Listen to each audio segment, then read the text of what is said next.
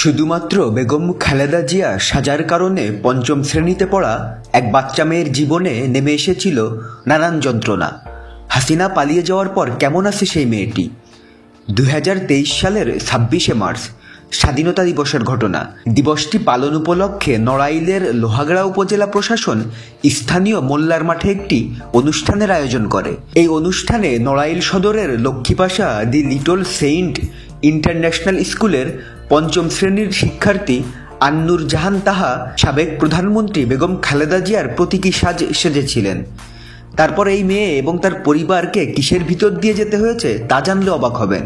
খালেদা জিয়া সাজার জন্য আন্নুর জাহান তাহার স্কুলের প্রধান শিক্ষক তসলিম উদ্দিনকে শোকজ করা হয়।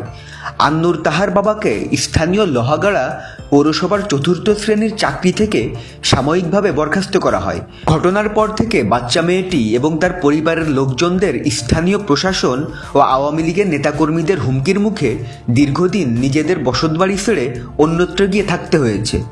গত 5 আগস্ট স্বৈরাচার আওয়ামী লীগ সরকারের পতনের পর শিক্ষার্থী আন্নুর জাহান তাহার পরিবারে স্বস্তি ফিরেছে। শিশু শিক্ষার্থী তাহার মা হালিমা আক্তার বলেন, স্বাধীনতা দিবসের অনুষ্ঠানে আমার মেয়ে খালেদা জিয়া সাজার কারণে রাজনৈতিকভাবে, প্রশাসনিকভাবে এবং সামাজিকভাবে আমাদের জীবনে ঝড় বয়ে গেছে।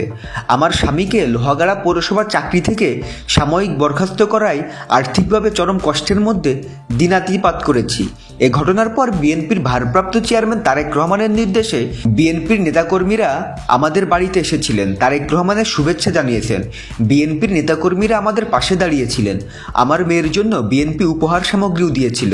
স্বাধীন দেশে যেন মানুষ সবসময় স্বাধীনভাবে কথা বলতে পারে, ভবিষ্যতে কোনো শিশু যেন এভাবে মানসিক আঘাতের শিকার না হয়, এ দাবি জানান তিনি।